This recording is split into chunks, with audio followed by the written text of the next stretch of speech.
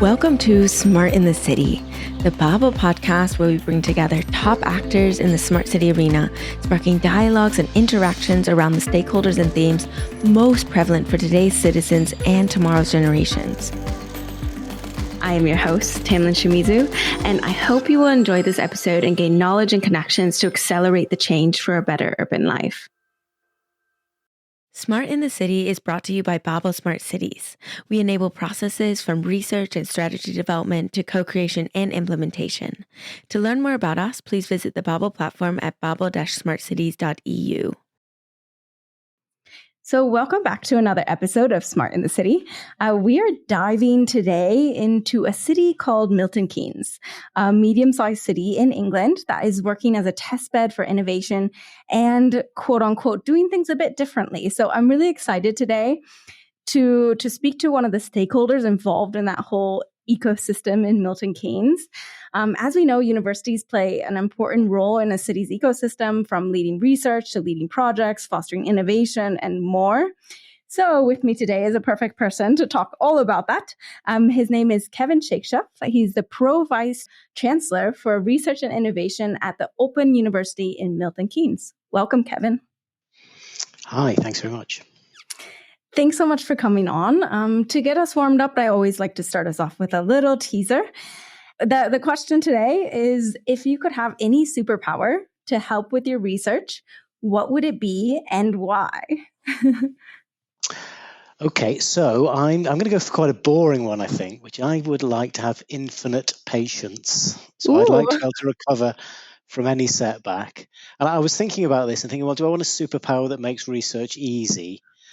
And I actually thought, no, the whole point of it is it's meant to be hard. And actually, because it's hard, you learn a lot. So I think the ability to bounce back and keep going when things don't work out, I'm going to go with that. That's quite a superpower. I'm working on that superpower in life as well. So let me know when you obtain it properly. So good. So I'd love to get into a little bit more on who are you? What is your background? What led you to your position today? So I started my sort of career as a pharmacist. So I trained as a pharmacist in a city called Nottingham, which is right in the centre of the UK. Practiced as a pharmacist in the UK, and then decided what I really wanted to do was make new medicines for people. And so went off and did a PhD.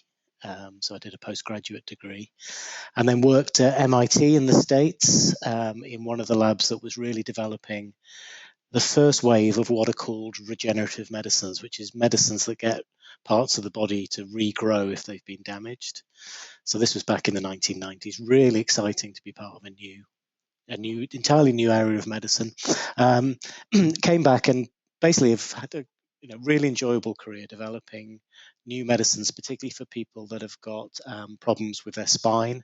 So disc degeneration, where you lose the shock absorbency in your spine. So we are currently in clinical trials with a new medicine to help patients there.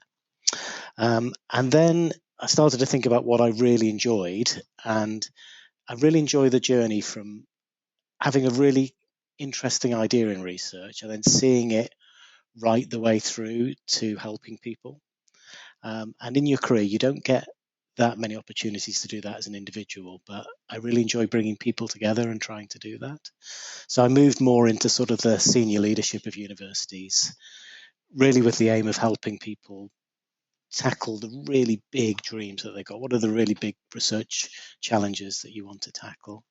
And that led me to the Open University, which is in the city of Milton Keynes, it's a fantastic city. It's a great place to do innovation. And so I head up all of the research and innovation for the university and get to work with lots of businesses around the city and actually around the UK and around Europe. Wow, lovely background and really interesting pathway that led you to your position today. So thanks so much for sharing. What do you think? So you kind of have this unique perspective coming into Milton Keynes from the university.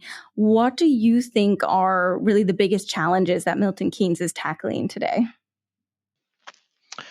So Milton Keynes has got quite a special place in the UK. It's really not very much like the rest of the UK at all. When people come and visit it, it's quite surprising. It's what's called a new town. So we set these up back in the 1960s to cope with population expansion. And when people think of visiting England, you'll either think of something like London, huge, busy, or nice sort of countryside, perhaps. Milton Keynes, I often say it looks a little bit like you've arrived in China. It's like hyper organized. For an English town, it's arranged on a grid system and everything's new. So it's sort of starting from scratch. Um, and and that means Milton Keynes is in a really interesting position to test out new technologies, to think about what the future of living in a city could be. And we've got quite a lot of space here, so we've still got room to sort of develop and try new things.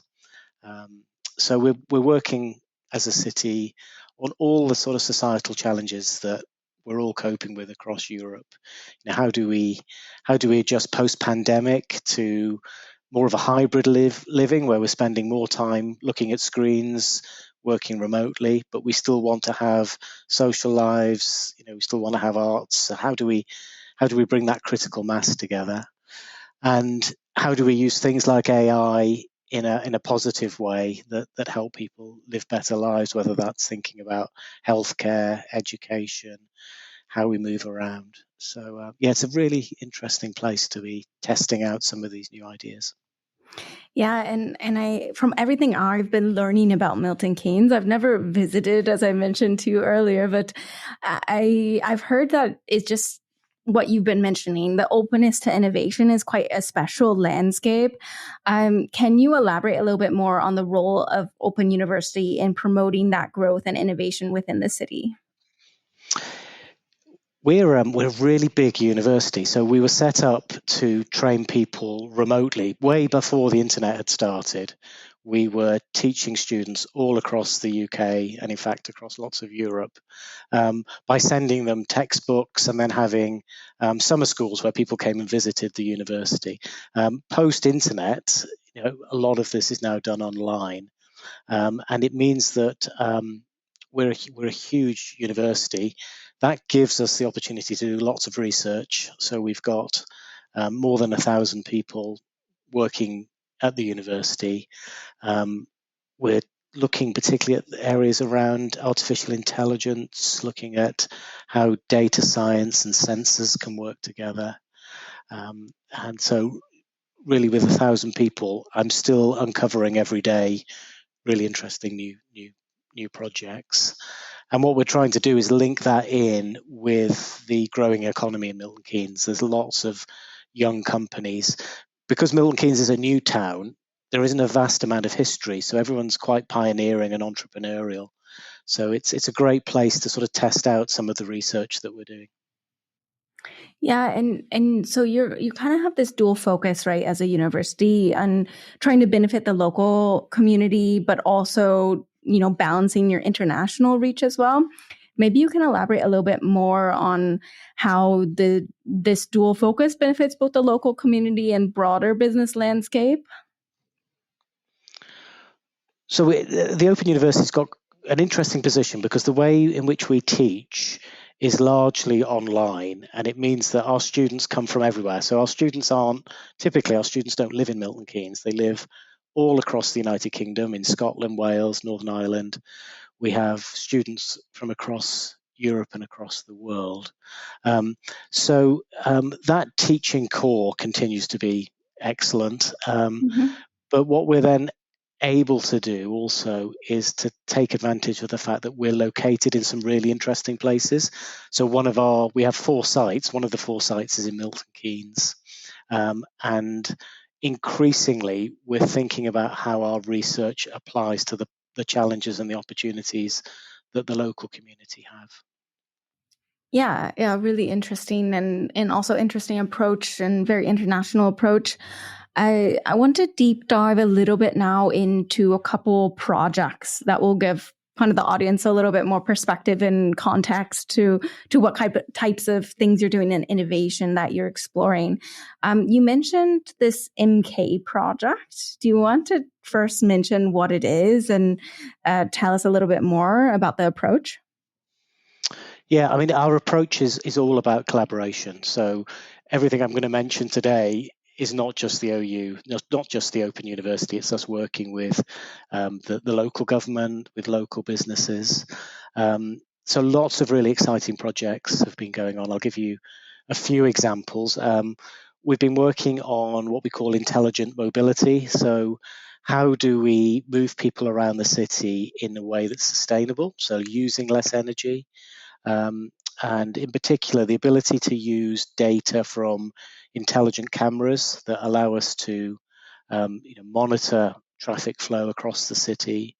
Look at parking is always a big issue in every city. Look at the way in which we can use parking more effectively, and basically predicting the flow of transport around the city has been one example. Lots of work on energy efficiency. So the opportunity to look at the city's ability to generate energy. So using drone technology and again, using artificial intelligence to interrogate pictures that you can get from drones so that you can optimize sites for domestic power generation, whether that's solar panels or heat pumps.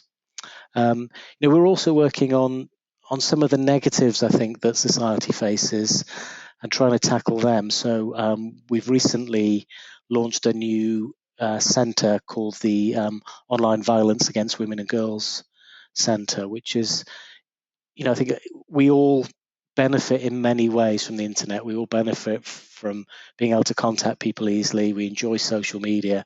But, the negative sides of that is something that we're also really concerned about. So thinking about the ways in which we can make the online spaces that we all encounter, as safe as possible for everybody. So I think across the portfolio, it's a mixture of really positive opportunities to go for green energy, positive ways of helping people in education, but just also thinking about some of the negative sides that technology brings and trying to anticipate those. And again, just working with the community, because I think the solutions aren't going to come from a university alone. It's going to be us working with the businesses and the citizens of Milton Keynes.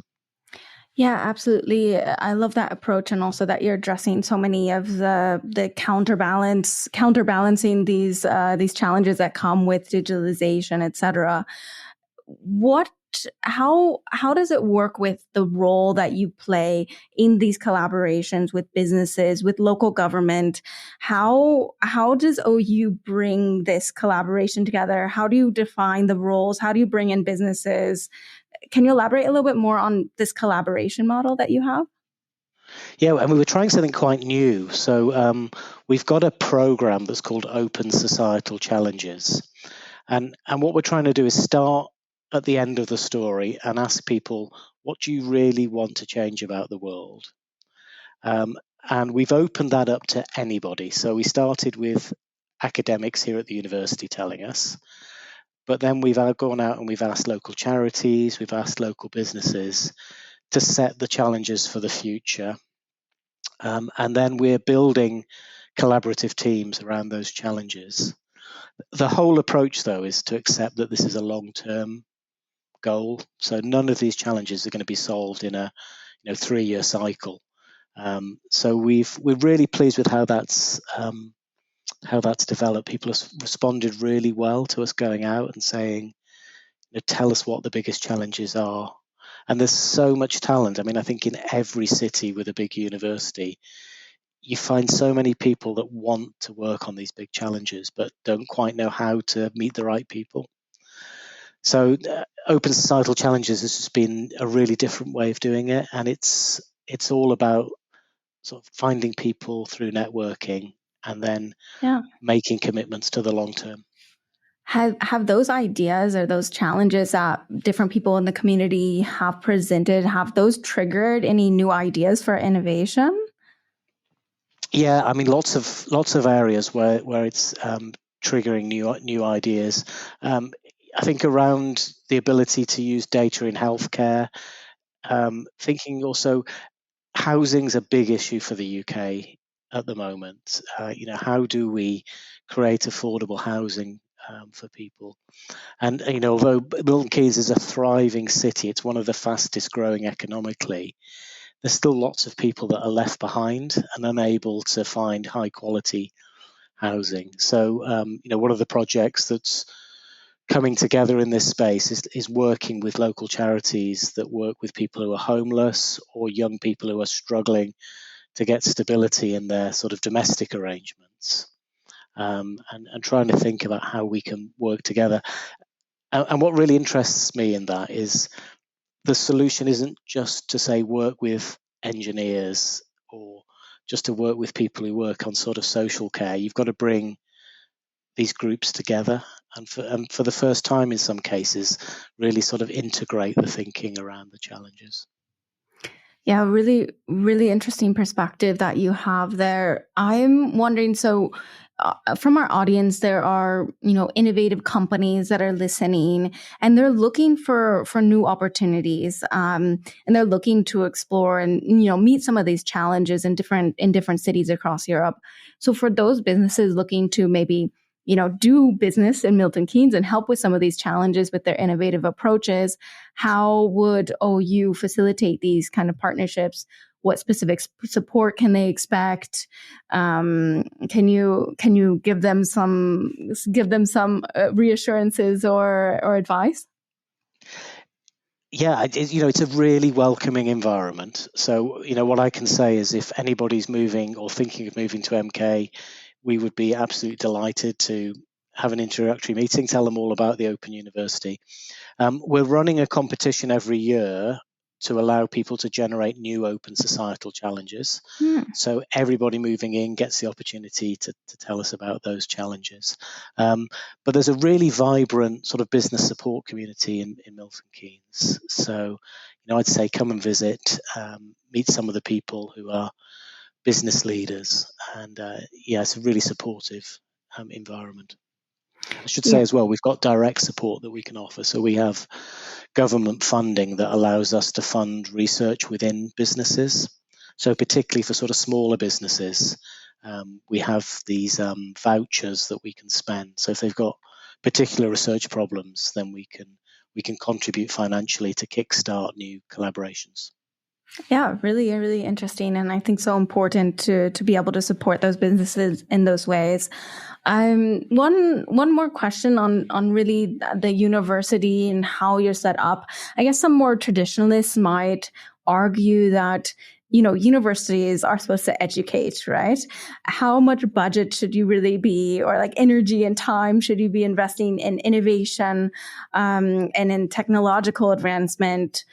How do you ensure that this drive for innovation complements rather than detracts from that university's core educational values? I've always thought that the educational values of the university are enhanced by research. So certainly when the Open University was set up in 1969, and right from day one, it wanted to be a university that both is working on the major problems of the world, so doing research, and then translating that research into its teaching. So the teaching is staying up to date and modern. So I think to me, it's only by universities rolling their sleeves up and actually getting involved in the societal challenges that we face that you actually keep your teaching current. So I very much see it as a win-win. By doing research, we are helping make our teaching more relevant. And of course, the students that do our courses, they're going out into the world. They're going to face these challenges. They're going to hopefully be solving some of these challenges. So I think it's really important that what they're learning is close to the research that we do. Yeah, and close to the heart of innovation, right? To really accelerate that. Also, off of that point, with the work that we do at Babel, we're really looking at why is innovation moving too slowly in this B2G market in public innovation? And we're seeing that it takes, public sector 22 months to procure a new innovation, for example. We're seeing all these numbers that we're moving much too slowly with innovation to be able to meet our targets for smart and climate neutral cities and places. So from your perspective, what do you think are the key factors in accelerating innovation, particularly in Milton Keynes? So I think there's a lot of different things that need to come together to accelerate. The biggest thing that I really believe is you've got to spend time early on clearly defining the problem that you're trying to solve. And I think too often, you hear about great technologies, but people can't quite explain the full impact that they're going to have. Yeah. They instinctively sound great, but actually when you break it down, does this really make the difference that you hope? And I think coming from my medical background, you always start your problem with the patient.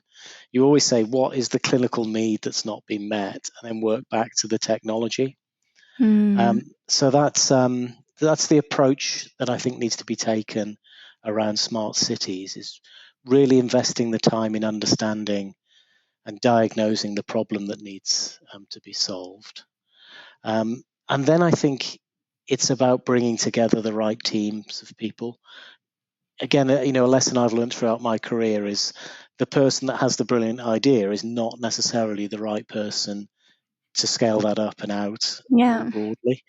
And certainly, the mistakes and problems I've had in my career in sort of medical development have always been solved by other people that had a different perspective to me. And so, again, that's something I think the Open University is really good at. We've got lots of people with different backgrounds. And by being open and collaborating, I think you get the right teams together. Really, really good answer, I have to say. I totally agree with your points there. With that, we go into our fun segment of the show. And for today, we have a favorite hot take of the day. Hot take of the day. We want to hear an opinion of yours that may be slightly controversial or debated.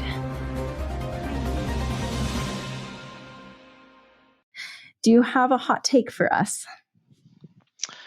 So my suggestion to Milton Keynes is that it should become the first city in the world to go fully autonomous in terms of transportation. You must come and visit us. As I said earlier, it's a really unusual city, set up in a very logical grid system, and it absolutely lends itself to autonomous vehicles. And I think it would be a really bold statement and would really get Milton Keynes noticed if people thought of it as being the city that went first in being fully autonomous. And that means no other vehicles. Nobody's allowed to drive a car in the city. You have to get into an autonomous vehicle. Yeah, really good hot take. Also, that helps solve a lot of those parking issues that you spoke about, right? Absolutely, yeah, it does. Yeah, and sustainability. I think autonomous vehicles have the ability to be more electrified. You can program them in so that they're taking the most efficient routes. So I think there's a lot to be said for it. Sounds wonderful. So now we are going to ask you the question that we ask every single guest that comes on to the show. And it's to you, what is a smart city or place? A smart city to me is about the personal journey that you take, and it needs to be different for everybody that comes to the city. So I think a city, as I walk around it, I have certain needs and certain things that I want. I think the city should be able to respond to that. In 20 years' time, my needs will be different, my accessibility will be different, and I think the city needs to be able to adjust to what I need. And I can see a future not too far away where we're living in more of an augmented reality world. I can actually define the city as I want to see it. I can get the information that I need. And again, Milton Keynes is really well set up for this. It's just so logical in its design that I think it's a great place to personalize for each individual. Great answer as well. So really an agile and responsive city to individual needs. I love that. It's such an interesting question because there's so many varied responses, and I've heard variations of it, but it takes a different and very logical approach. So yeah, thank you so much. That's all she wrote. That's all I have for you today. I really, really enjoyed learning more about Milton Keynes. I definitely have to come visit. I really loved hearing all about OU and about your initiatives and the way you collaborate. So thank you so much, Kevin, for coming on. I really appreciate it. Thank you very much. And to all of our listeners, don't forget you can always create a free account on babel-smartcities.eu. You can find out more about projects, solutions, implementations. So thank you very much. Thank you all for listening. I'll see you at the next stop on the journey to a better urban life.